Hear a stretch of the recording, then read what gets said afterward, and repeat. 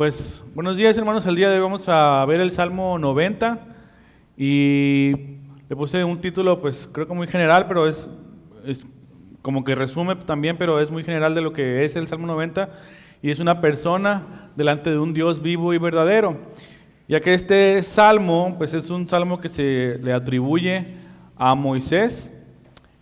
Como bien, pues si hemos estudiado un poco lo que es la historia del Éxodo y el Pentateuco, pues sabemos que Moisés escribió estos 5 libros del Pentateuco, del primero 5 del Nuevo Testamento, y recordemos que hubo un tiempo en el que Moisés pues estuvo en el monte Sinaí, y se dice que pudo llegar a ver a Dios, pues no como es, pero sí como las espaldas, ¿no? Casi como que vio al Señor, tanto así que cuando bajó el monte, pues la gente lo veía como que su rostro se iluminaba, ¿no? Porque pues de lo que estaba en la presencia del Señor. Y esto me hizo pensar, al recordar esta historia y recordar que realmente Moisés estuvo 40 años en el desierto con el pueblo de Israel, al ver este salmo o las palabras de Moisés, pues me hizo sentido, ¿no? Que él pudiera meditar en esto y poder expresar estas palabras, porque al final de cuentas también lo que vemos en este salmo es una oración. Moisés es una oración en la que él está pues derramando su corazón y está declarando estas verdades que él las pudo experimentar de primera vista, ¿no? Entonces, creo que este contexto nos puede ayudar a meditar un poco o ver estas verdades en este Salmo 90, donde vemos la experiencia de una persona, un ser humano, un mortal, delante de un Dios vivo y verdadero, del único Dios vivo y verdadero, y un Dios real, ¿no? Entonces, realmente no es algo, debe ser algo impactante, algo que impactó su vida al estar delante de este Dios. Entonces, vamos a ver estos 3 puntos en este salmo, y el número 1 es de los versículos 1 al 6, es la existencia efímera de un hombre delante de un Dios eterno, ¿no? Cuando se ve al Señor, ve al Dios verdadero y se ve a Él, pues ve que es su vida es realmente efímera, y la de todos los seres humanos también. El punto número 2, versículos 7 al 11, el pecado de un hombre ante la ira justa de Dios. Y el punto número 3, la plegaria de un hombre ante el Dios vivo y verdadero, versículos 12 al 17. Entonces, como punto número 1, vamos a ver la existencia efímera de un hombre delante de un Dios eterno. Es decir, como les comentaba ahorita, cuando uno como ser humano, como mortal, puede ver al Señor y puede ver en gran manera cómo es Dios, pues realmente la respuesta es, o nuestra respuesta debería ser, pues no soy nada, ¿no?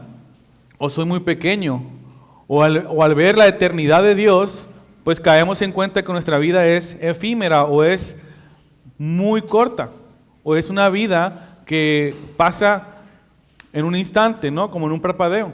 Entonces, al ver Moisés al Señor, puede exclamar en el versículo 1, dice: Señor, tú has sido un refugio para nosotros de generación en generación.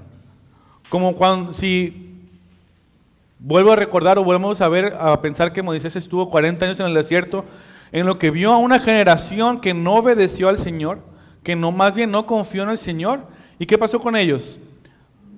La mayoría de los que estaban en el desierto, la primera generación, murieron, perecieron. Hasta que ellos murieron es que la siguiente generación entró a la tierra prometida. Entonces, me llega a pensar que Moisés pudo pensar en esto y pudo decir: de generación a generación, tu Señor ha sido un refugio para nosotros, ¿no? Moisés pudo ver cómo muchas personas murieron en el desierto, pudo ver cómo a través de 40 años, a través de vagar, día tras día, año tras año, el Señor les suplía sus necesidades, el Señor les daba el alimento, el Señor les daba agua. Cuando ellos se quejaron, les daba en abundancia comida para que vieran que realmente todo venía de parte del Señor. Entonces, cuando Moisés pudo ver esto, pudo concluir, no solamente de parte de la vida de él, sino de parte con todo el pueblo de Israel. De generación en generación, tú has sido un refugio para nosotros. Puede entender estas cosas porque lo ha visto de primera mano. En el versículo 2 dice, antes de que los montes fueran engendrados y nacieran la tierra y el mundo, desde la eternidad y hasta la eternidad, tú eres Dios. Moisés puede ver que aunque muchas personas han muerto en el desierto, aunque muchas personas han fallecido y muchos que no confiaron en el Señor perecieron, nuevas personas o la nueva generación va a venir a entrar a la tierra prometida, pero Moisés puede ver que la vida de ellos o la vida de los seres humanos, la vida nuestra, pues realmente es una vida muy corta. Es muy corta comparada con la vida del Señor o con la existencia de Dios. Y puede decir, antes de que los montes fueran engendrados y naciera la tierra y el mundo, desde la eternidad y hasta la eternidad, tú eres Dios. Como veíamos el miércoles, no sé si algunos pudieron estudiar aquí el miércoles, veíamos un poco de la inmutabilidad del Señor, inmutabilidad de Dios, y tocábamos un poquito también el tema de la eternidad, que Dios es eterno y que Él ha existido desde la eternidad pasada hasta la eternidad futura, y Él existe por sí mismo, Él es autoexistente. Entonces Moisés pudo darse cuenta de estas cosas, que aunque la vida de un ser humano es tan corta, el Señor es eterno y ha existido desde la eternidad hasta la eternidad, y le dice, tú eres Dios. Y él puede reconocer quién es este Dios y que Él es o que Él existe por sí mismo. Entonces cuando ve la grandeza de Dios y ve la eternidad de su Dios y se maravilla por ello, pues no, realmente podemos voltear a vernos a nosotros y ¿qué decimos? Somos nada, no somos nada, y es lo que dice en el versículo 3. Haces que el hombre vuelva a ser polvo y dices, vuelvan, hijos de los hombres. ¿No? Moisés ahora está viendo que mientras el Dios eterno, el gran yo soy, es autoexistente, pues al ver al hombre dice que es como polvo. Y realmente sabemos que que Dios creó al hombre de la tierra, del polvo. De la tierra hizo a Adán, y de una costilla de Adán hizo a Eva. Entonces sabemos que venimos de la tierra, y dice que el Señor es eterno y tiene tanto poder que puede decirle al hombre, vuelve a ser polvo, o sea, vuelve a ser como antes. Pero más allá que ello, hace un llamado al pueblo y le dice, vuelvan, hijos de los hombres, y vengan. ¿Por qué? Porque está viendo al Dios eterno, y está viendo que al compararse él con Dios, pues es algo insignificante, algo tan pequeño, algo tan, pues, que pudiera ser sin importancia, porque está viendo la eternidad y la grandeza de Dios. Y es inevitable, ¿no?, compararnos, o es inevitable reaccionar de esta manera. ¿Qué pasó cuando Isaías dice que vio la visión de la gloria de Dios? ¿Cuál fue la reacción de Isaías? ¿Se acuerdan? Cayó postrado y dice, ay de mí que soy pecador y habito en medio de un pueblo pecador. Reconoció su pecado. Entonces cuando vemos la gloria de Dios, cuando Isaías vio la gloria de Dios, reconoce su pecado. Cuando Moisés ve la grandeza y la eternidad de Dios, reconoce lo pequeño que es y lo insignificante que es. Al mismo tiempo, pues nosotros somos de esa misma manera, ¿no? ¿Y qué dice después? Versículo 4, porque 1000 años ante tus ojos son como el día de ayer que ya pasó y como una vigilia de la noche. Es decir, somos tan pequeños, somos tan efímeros, tan insignificantes, y Dios es tan grande y su eternidad es tan majestuosa que Él hace una comparación y dice, 1000 años para el Señor es como un día para nosotros. Si pudiéramos pensar, a lo mejor en lo pequeño que es una hormiga, y decimos, pues, no puedes comparar la grandeza de una persona, de un ser humano con una hormiga. Pudiéramos decir, el Señor nos ve tan pequeños que a lo mejor somos menos que una hormiga delante del Señor. Y Él es tan, y su eternidad es, vaya la redundancia, si pueda decir esto, tan eterna, que dice Moisés que 1000 años para Él son como el día de ayer que ya pasó. O sea, no es nada. Un día dentro de 1000 años es menos del 0.00001% en la vida del Señor. Y si tomamos en cuenta entonces que el Señor es eterno, no somos nada, ¿no? Dice, porque 1000 años ante tus ojos son como el día de ayer que pasó y como la vigilia de la noche. Incluso segunda de Pedro lo dice en su carta, dice, no ignoren esto, hermanos, que para el Señor un día es como 1000 años y 1000 años como un día. Realmente Dios no se regula por la dimensión del tiempo en la que nosotros vivimos. Él es eterno y a lo mejor a veces puede ser un poco difícil de comprender esta verdad, que Dios no se regula por el tiempo y que Él está fuera del control del tiempo. Nosotros puede ser difícil de ver este punto porque pues, nuestra vida está regida por los días y las horas en las que vivimos, ¿no? El día de hoy nos levantamos de mañana cuando sale el sol. En la noche cuando el sol le ponga vamos a ir a dormir y vamos a pasar un día y otro y otro y otro. Pero el Señor no se rige por el tiempo.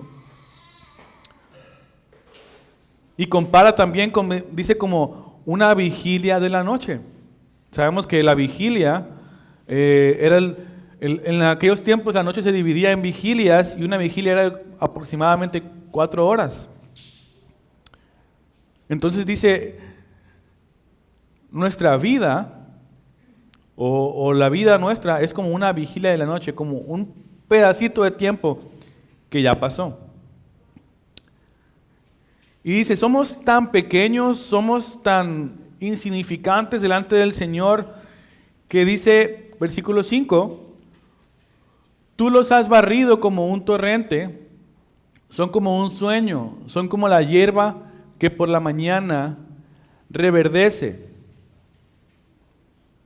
Somos tan pequeños, dice que somos como si hubiéramos sido barridos por una corriente de aguas. A lo mejor todos tenemos ahorita la imagen un poco más clara en nuestra mente. No sé si han visto estos videos en los que los ríos que estaban secos empiezan a tomar vida y se ve cómo empiezan a nacer las corrientes de agua en lugares donde estaban secos. De esa corriente que pasa y que lleva todo su paso, dice, así somos nosotros. Somos como barridos como un torrente o como una corriente de agua, ¿no? Somos llevados. Somos tan insignificantes que pudiéramos ser como si fuéramos llevados por el agua. Dice, somos como un sueño, como la hierba que por la mañana reverdece, por la mañana florece y reverdece, al atardecer se marchita y se seca, ¿no? Creo que todos podemos ver la hierba que crece a nuestros alrededores y el día que la cortas, ya no más, ya no existe. Entonces, nuestra vida, hermanos, comparado con la eternidad del Señor, es prácticamente algo muy pequeño, algo muy insignificante, algo que es casi nada.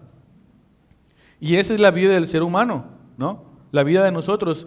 Y es tan rápida, hermanos, nuestra vida que 10 años, 20 años o 30 años pueden pasar muy rápido. O pueden pasar volando y a veces ni nos damos cuenta, ¿no? Y eso es para Dios algo que es tan efímero, algo tan pequeño. El diccionario dice que algo efímero es algo que tiene duración de un solo día o que es muy corto o que termina muy rápido.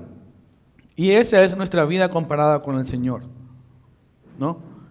Y muchas veces cuando somos jóvenes o somos pequeños podemos pensar, pues tengo toda mi vida por delante y puedo planear muchas cosas o tengo todavía un futuro en el que puedo hacer una vida y puedo planear y puedo casarme, tener hijos o pensar en tal situación en mi vida, pero La verdad es que la vida pasa muy, muy rápido. Santiago dice que la vida es como una neblina, de un momento a otro se va. Y eso es lo que somos nosotros. Y esa es la manera en la que Dios nos ve, algo muy efímero, algo muy corto. Entonces, muchas veces no nos damos cuenta de esto, hermanos, y no meditamos en estas cosas hasta que podemos llegar a ver algo grande, ¿no? No sé si alguien aquí haya tenido la oportunidad de ver el mar en su inmensidad, no en la playa, en su inmensidad. Es algo muy grande, algo que muchas veces puede causar temor. O incluso si estamos delante, eso no lo he experimentado yo, pero hay personas que dicen que están delante de una montaña tan alta, tan grande, que empiezan a darse cuenta de lo pequeño que somos dentro de este mundo. Nuestro Dios es mucho más grande que este mundo, mucho más grande que este universo. Y piensa entonces cuán pequeños somos o cuán efímeros somos delante de la eternidad de nuestro Señor. Y al ver esto, Moisés dice, de nuevo versículo 1, tú has sido un refugio para nosotros de generación en generación. Moisés pudo ver la grandeza de Dios, su eternidad, y declarar o expresar que Él es efímero, que Él es algo muy pequeño, y el pueblo de Israel junto con Él somos tan pequeños. Pero al ver nuestra pequeñez, o al ver cuán insignificantes somos, y ver cómo el Señor nos ha cuidado, por eso Moisés exclama, versículo 1, tú has sido un refugio para nosotros, de generación en generación. Probablemente Moisés pudo pensar y decir, pues a lo mejor en un momento voy a morir, o a lo mejor no sabemos en qué momento se escribió este salmo, pero probablemente Él ya sabía que no iba a entrar a la tierra prometida, ¿no? Porque Él no entró a la tierra prometida. Dios le dijo, tú no vas a entrar, tú lo vas a ver, pero no vas a entrar. Y Moisés pudo haber pensado, pues si yo los he cuidado o yo he estado con ellos por estos años, ¿quién va a venir después? ¿Quién nos va a cuidar? Pues ese es el Señor. Aunque Dios usa personas como instrumentos suyos, Él pudo reconocer y decir, tú, Señor, has sido nuestro refugio de generación en generación. Gente que ya pasó y gente que va a venir, y Él pudo reconocer que iba a morir. ¿Y quién va a cuidar al pueblo después? Es el Señor. Él ha sido el refugio para nosotros de generación en generación. Y esto, hermanos, pues es una verdad que podemos apreciar también nosotros, ¿no? Porque ¿quién de aquí tiene más vida o tiene la capacidad de vivir más que Moisés? O la capacidad de vivir más que Matusalén, ¿no? Que fue el hombre que vivió más años en esta tierra. Pues nadie, ¿no? Así como Moisés pudo ver la grandeza de Dios y decir qué tan pequeño era Él, y decir que era como barrido como un torrente de agua, que es como un sueño, que es como la hierba que en la mañana crece y en la tarde se seca. Él pudo decir, o más bien podemos decir, nosotros también tenemos esa condición. Estamos en esa situación, ¿no? Entonces, si Dios cuidó de su pueblo en aquellos tiempos, al cuidado de cosas tan insignificantes, ¿podrá cuidarnos a nosotros también? ¿Que somos su pueblo? Sí, ¿no? ¿Qué pensamos o en qué podemos meditar cuando vemos que aunque Dios es eterno y es todopoderoso y es majestuoso, cuida de cada uno de nosotros? Porque ciertamente lo hace. Si estamos aquí es porque Él nos ha cuidado y ha permitido que estemos aquí. Entonces, ¿en qué podemos? Si Moisés exclamó esto, tú has sido nuestro refugio en generación, ¿qué podemos decir nosotros?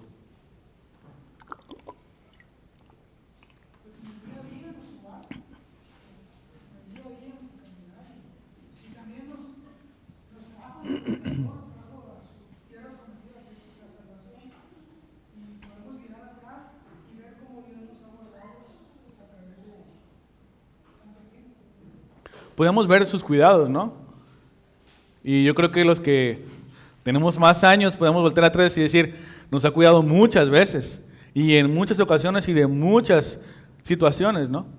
Pero al final, pues esto que pudiera o debería crear en nosotros un corazón agradecido, ¿no? Si vemos que el Señor nos ha guardado y nos ha cuidado de muchas cosas, pues debería crear un corazón agradecido y una alabanza al Señor, que es lo que hace Moisés, así como empieza el Salmo. Versículo 1, tú has sido un refugio para nosotros de generación en generación. Entonces, hermanos, cuando vemos la eternidad del Señor, su grandeza y la misericordia para con nosotros, pues también vemos que el Señor está al cuidado de nosotros. Pero también vemos que a través de todo esto, Dios se manifiesta en su justicia y se manifiesta en su santidad. Porque, ¿por qué murió el pueblo en el desierto?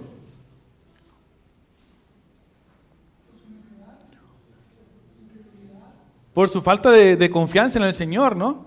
El Señor les iba a dar esta tierra y mandaron a 2 espías y 2 dijeron, el Señor nos va a entregar la tierra. Y 10 dijeron, no hombre, es imposible, hay gigantes, es imposible llegar a esa tierra. Después de que el Señor los había sacado a través de muchos milagros de Egipto, ¿no? Por su incredulidad el Señor los castigó y perecieron en el desierto. Estuvieron 40 años vagando y Moisés reconoce eso. Y es donde vamos a ver el punto número 2, el pecado de un hombre ante la ira de Dios, o el pecado no solamente de un hombre, sino de todo el pueblo ante la ira justa de Dios. El versículo 7. Creo que tenía otro tipo de letra en mi computadora que no se puso aquí, entonces está un poco movido, pero si me acompañan a ver sus Biblias, dice versículo 7. Porque hemos sido consumidos con tu ira y por tu furor hemos sido conturbados. Has puesto nuestras iniquidades delante de ti y nuestros pecados secretos a la luz de tu presencia. Moisés, una vez más, al ser testigo de la gloria de Dios y de su justicia, se da cuenta que el Señor castiga el pecado en una ira santa, ¿no? ¿Se acuerdan qué pasó cuando Moisés estuvo en el monte Sinaí y bajó el pueblo? Dijo, Moisés, pues Aarón, Moisés se quedó allá, quién sabe qué le pasó, haznos un Dios. Hicieron un becerro de oro. Y bajó Moisés y vio que, porque el Señor estaba a punto de destruir a todo el pueblo, ¿no? Y aún así el Señor trajo juicio sobre muchos de ellos. Pero el Señor trajo justicia y juicio al ver el pecado del pueblo. Si alguien me acompaña a leer, por favor. O bueno, aquí lo tenemos. El Salmo 11, versículos 4 al 7. ¿Alguien lo puede leer, por favor? ¿Desde su Biblia o desde la pantalla?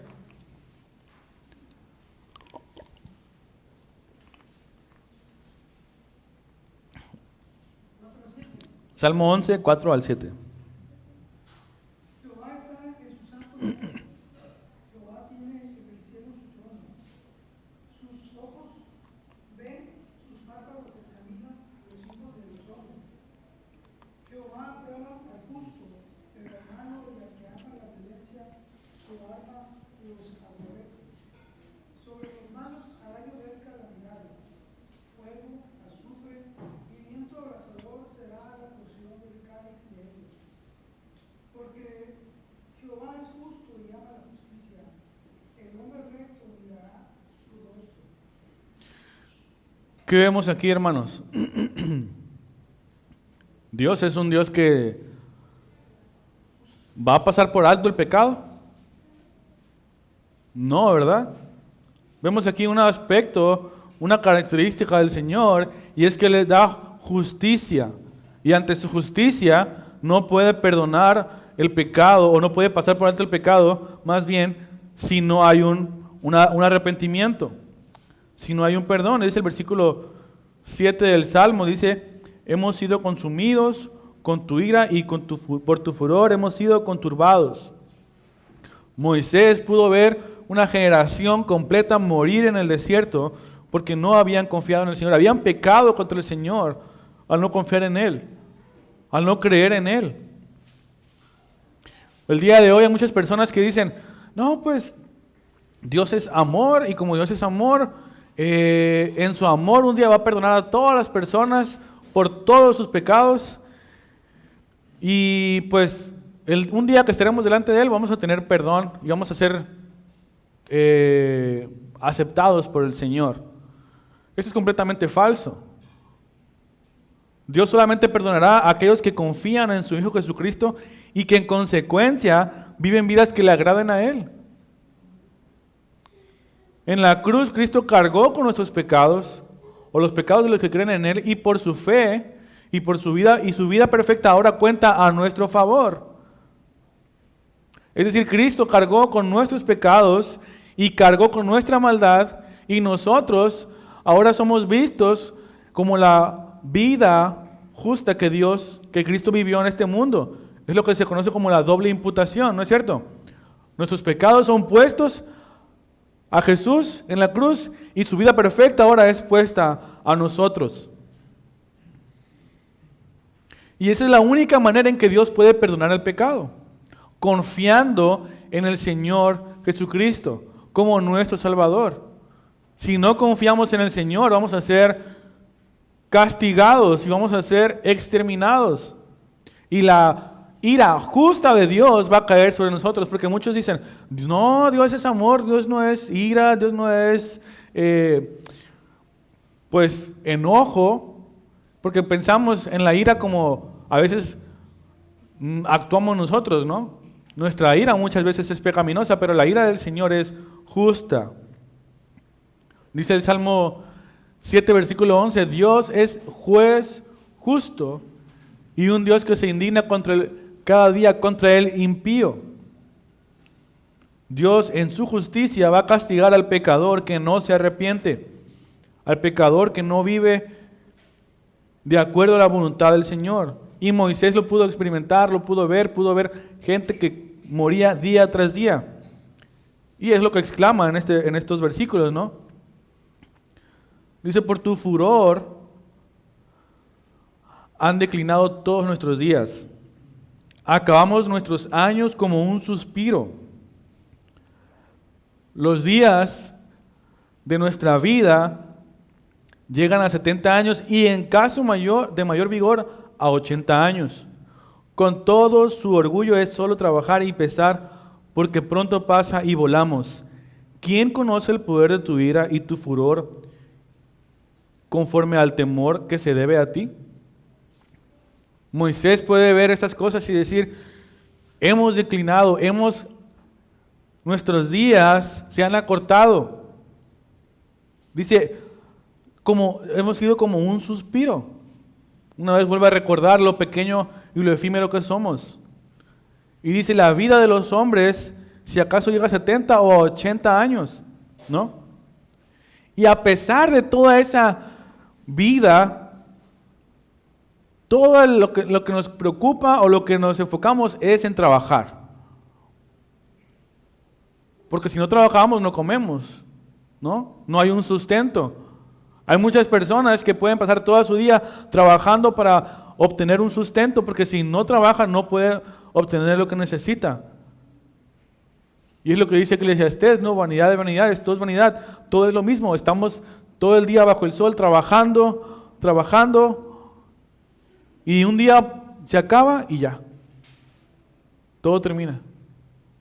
Ayer veíamos con los jóvenes y les daba el ejemplo de esta persona que se le da en los evangelios, que dice que tenía tantos recursos, tenía todo en un granero, y dice, voy a hacer un granero más grande porque tengo tantas cosas.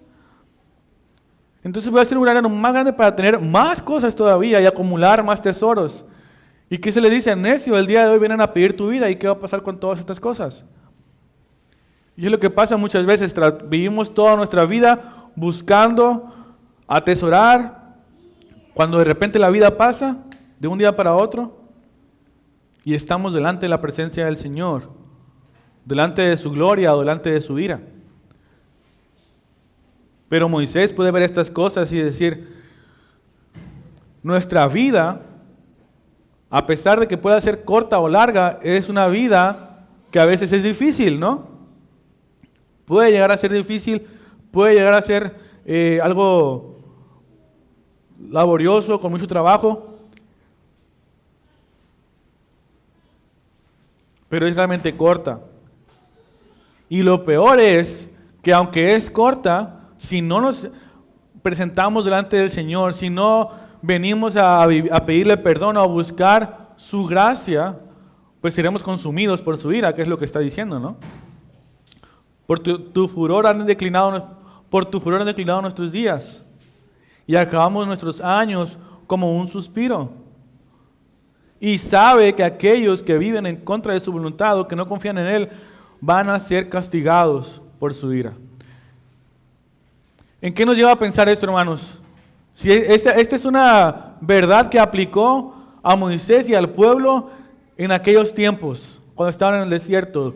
Dios castiga el pecado, no pasa por alto el pecado, y va a traer una ira justa contra el pecador que no se arrepiente. ¿Y en qué nos lleva a meditar esto, hermanos? Si sabemos que nuestra vida es corta y pasa de un momento para otro, ¿cómo deberíamos reaccionar o qué deberíamos de pedir al Señor?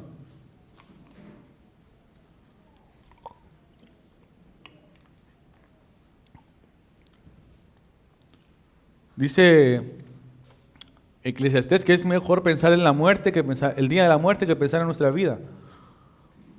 Porque un día todos vamos a morir. Y un día estaremos delante de la presencia del Señor. ¿Y qué va a pasar? ¿Has pensado en esto alguna vez? Porque yo creo que cuando vemos este salmo y estas palabras de Moisés, pues debe hacernos ver que realmente la vida es corta, porque el día de hoy nadie vive más de 120 años o 130. Muchas veces pasa, como dice aquí, 70, 80, a lo mejor 90 años. Un día todos vamos a perecer.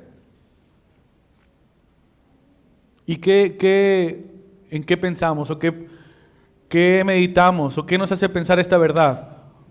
Porque esa es una verdad que aplica para todos. ¿Qué oración causa delante de ti? ¿O qué reacción causa delante de ti? O escuchamos o vemos que Dios es un juez justo, vemos nuestro pecado y no causa nada. Isaías se postró y dijo: ay de mí que soy pecador. Quiero escucharlos, hermanos, quiero que comentemos todos.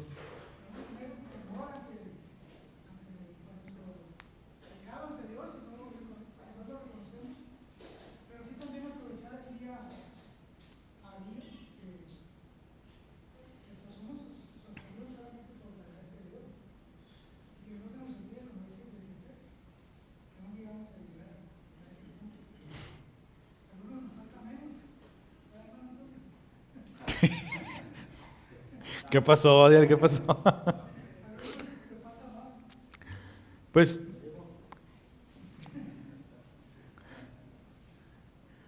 realmente pues debería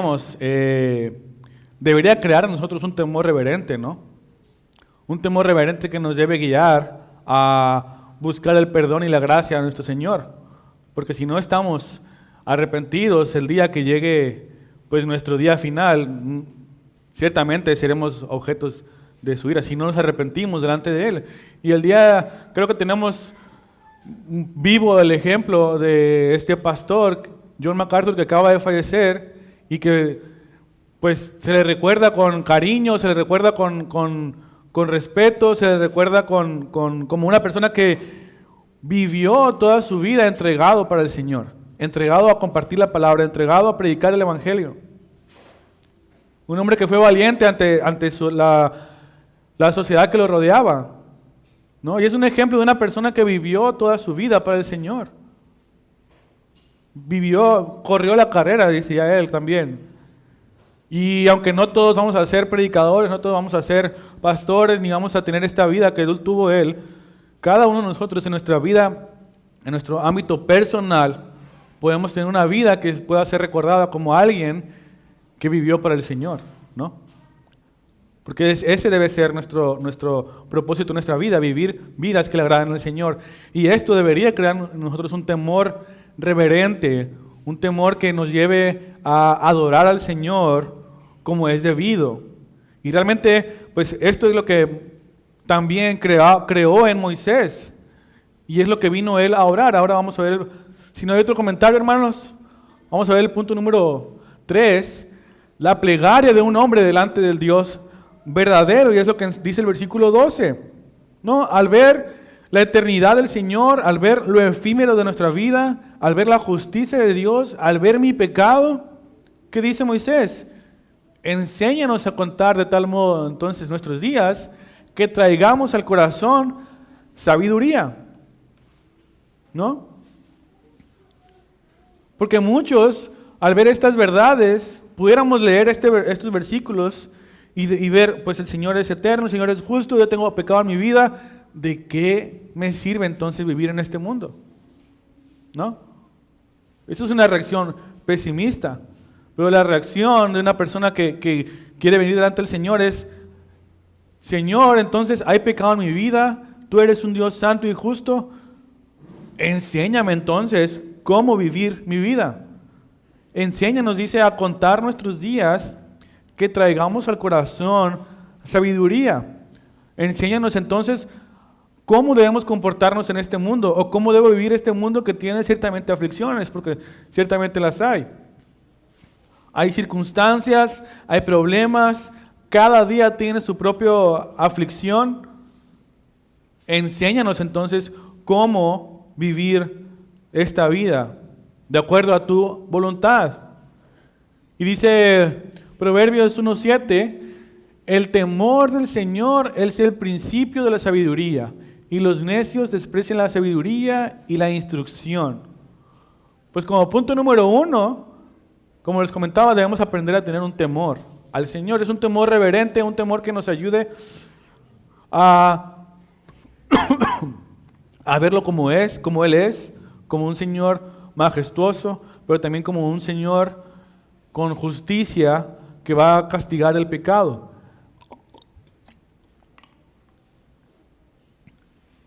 Pero que nos ayude a temerle. Y temerle a veces no es vivir con pavor, sino es contemplar al Señor cada día de tu vida, ¿no? Contemplar al Señor en cada paso que das, en cada decisión que tomas, en cada plan que haces para tu vida, o cada deseo que tienes.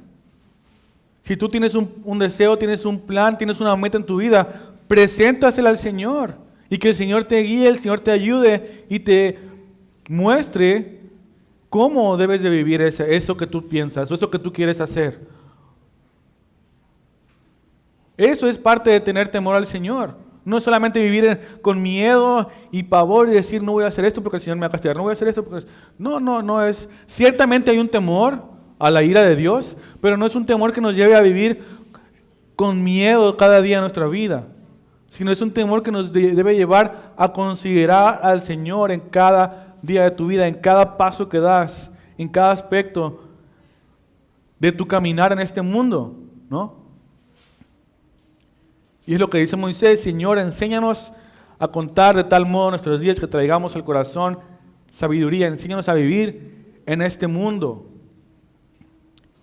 Y es la plegaria que hace Moisés al Señor: Señor, enséñanos, pero también compadécete de tus siervos.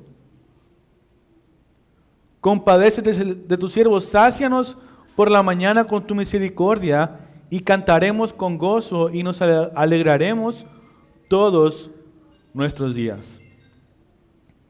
Ahora, cuando el salmista puede ver que el Señor es eterno y que Él es todopoderoso, que nosotros somos como la niebla y vemos nuestro pecado y que nuestra vida puede llegar a un fin, dice: Señor, compadécete de tus siervos. Cuando alguien dice esta frase, o si no solamente Moisés, está clamando en parte por él, en parte por el pueblo, pero si el día de hoy tú dices: Señor, compadécete de mi vida, es una manera de reconocer que hay un pecado, que hay pecado en nosotros, ¿no? Somos pecadores y le fallamos al Señor día tras día. No hay perfección. Pero le podemos decir al Señor, Señor, ten misericordia de nosotros. Dice, sácianos por la mañana y cantaremos con gozo y nos alegraremos todos nuestros días. Dice versículo 13 y 14. ¿Eres consciente, hermano, de tu pecado? ¿Somos conscientes de nuestro pecado, hermanos? ¿Somos conscientes de que somos pecadores? Me acuerdo que una vez estaba compartiendo con los niños, con los niños como de entre 7 y 9 años más o menos, y les estaba tratando de mostrar que todos somos pecadores. Y yo les decía, es que la Biblia dice que todos somos pecadores. ¿Entienden esto? Ah, sí, todos somos pecadores, todos somos pecadores. Y le digo, niño, tú eres pecador. Y se queda, ¿yo? Sí, tú también eres pecador, todos somos pecadores. Y ahí pude ver algo importante, y es que cuando decimos todos somos pecadores, asentimos con nuestra cabeza y decimos todos somos pecadores. Y digo, tú eres pecador, a lo mejor no reconocemos de la misma manera, ¿no es cierto? Sabemos que todos somos pecadores, sabemos que todos pecamos, pero cuando digo, yo he pecado también, a veces no es tan fácil reconocer nuestro pecado. Por eso te pregunto, hermano, ¿eres consciente de tu pecado? ¿Somos conscientes de que fallamos?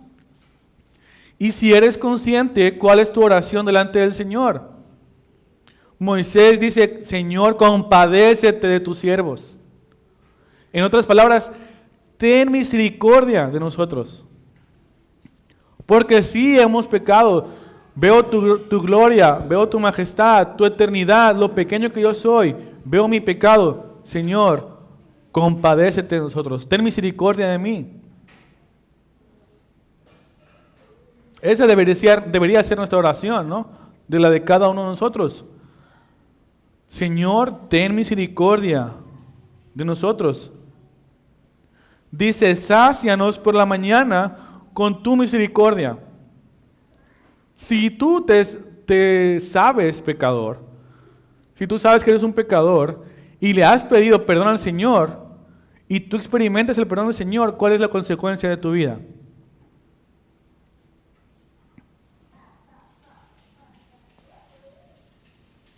Si tú sabes que eres un pecador, pides perdón y experimentas el perdón del Señor, ¿cuál es la consecuencia en tu vida?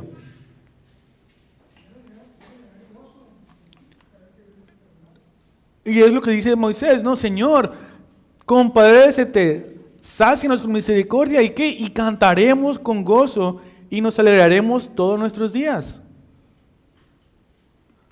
Si sabemos que somos pecadores, pero sabemos que el Señor nos perdona cuando venimos ante Él, nuestra reacción debería ser entonces esta, ¿no? Tener gozo. Y es lo que pasa muchas veces cuando hay un nuevo creyente, ¿no es cierto? Cuando alguien viene al Señor por primera vez y experimenta el Evangelio, hay un gozo del primer amor de saber, he sido perdonado, el Señor me ha perdonado, el Señor me ha perdonado todos mis pecados. Y hay un gozo por saber, por entender este perdón. Pero conforme pasa el tiempo, pues se nos va olvidando, se nos va yendo del primer amor y pues ese gozo empieza a caer, ¿no es cierto? Pero la consecuencia de esto es esto, de reconocer el perdón del Señor, es que hay gozo en nuestra vida. Dice el versículo 15, alégranos conforme a los días que nos afligiste y a los años en que vimos adversidad. Moisés sabe que ellos han pecado, sabe que faltaron delante del Señor, que ellos le faltaron, no tuvieron confianza en Él y que eso fue un pecado, pero dice, alégranos conforme a los días en que nos afligiste y los años en que vimos adversidad.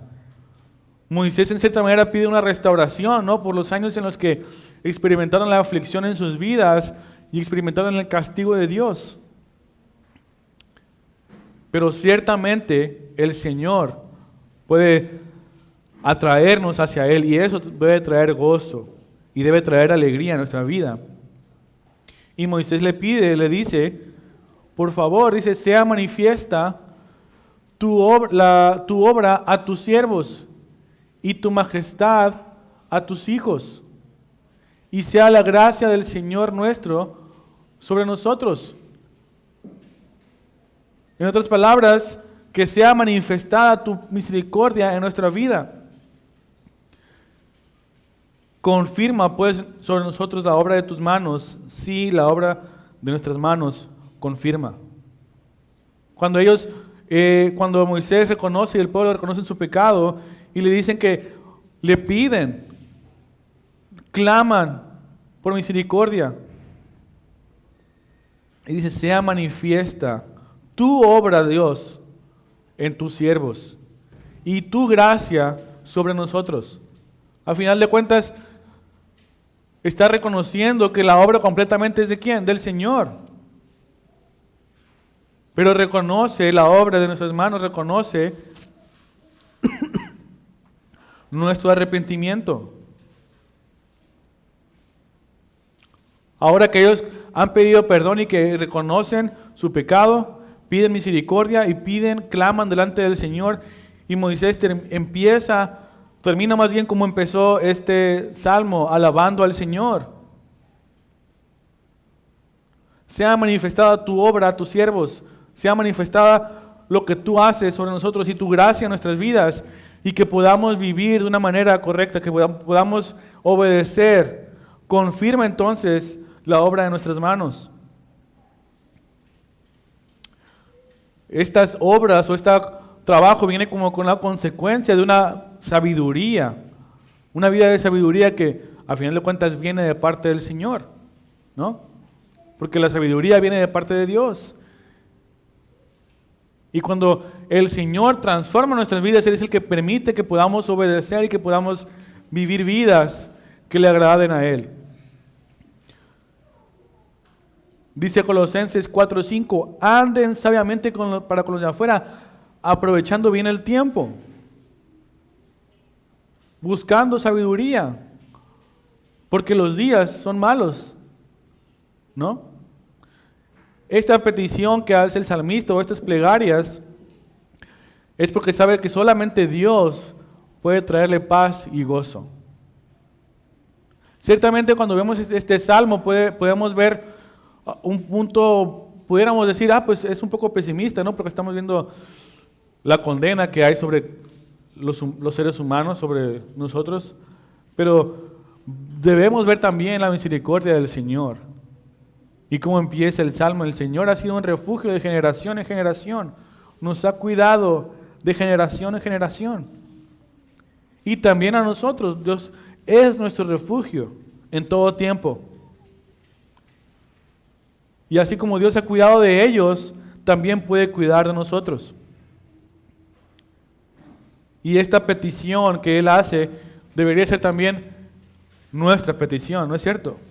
Entonces, si sabemos, si Moisés, un hombre que fue usado por Dios de una manera, pues, extraordinaria, que el día de hoy podemos verla en la misma Biblia, podemos leerla y podemos estudiarla, ¿qué deberíamos de pedir nosotros, hermanos?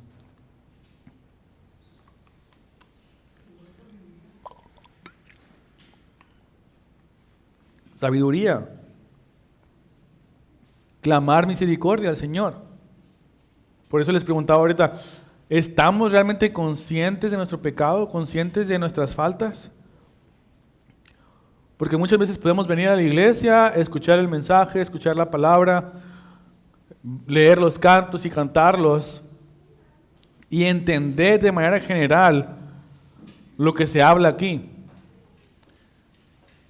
Pero a veces no lo podemos hacer o hacer nuestro, o no, es difícil tomarlo para nosotros o experimentarlo de una manera personal. Entiendo el Evangelio, entiendo que todos somos pecadores, entiendo que Dios es un juez justo, entiendo que Jesús es el único camino que nos lleva al Padre, pero cuando lo llevamos al ámbito personal a veces cuesta, a veces es difícil. Moisés pudo verlo de manera personal y pudo clamar y decir, Señor, ten compasión de nosotros. Y, no solo, y es como una manera personal, pero también como que quiere seguir intercediendo por el pueblo. Dice, Señor, compadécete de nosotros como pueblo, como tu pueblo. Pero aún en medio de eso le alaba y puede reconocer su gracia. Dice, Señor, que tu gracia sea sobre nosotros, porque tú has sido un refugio en todos los tiempos. Y eso es una verdad que podemos atesorar para nosotros, que el Señor puede obrar con su gracia en nuestras vidas, en tu vida, y puede ser un refugio para nosotros en todo tiempo, si lo queremos ver así, ¿no? Es más fácil, de generación en generación, en todo tiempo el Señor es nuestro refugio, y en su gracia nos permite conocerle y ser transformados para ahora vivir en la sabiduría que Él nos puede proporcionar y nos puede dar, ¿no? Ciertamente este salmo nos enseña que nuestras vidas pasan de un momento a otro y que al final de nuestros días, si no estamos en paz con Dios, experimentaremos un juicio divino, una ira santa, justa por cada uno de nuestros pecados. Entonces, hermanos, debemos clamar como Moisés por misericordia y por sabiduría para aprender a vivir el resto de nuestras vidas para la gloria de nuestro Dios, el único y verdadero Dios, el único Dios que merece ser alabado. Hermanos, ¿tienen un comentario hasta este punto o una pregunta respecto a este salmo? Debe ser un salmo que nos lleve a meditar en nuestras vidas, en nuestra comunión con el Señor. Y creo que más que verlo de manera pesimista, debe alentarnos, retarnos, motivarnos a buscar al Señor y buscar crecer en sabiduría para hacer su voluntad.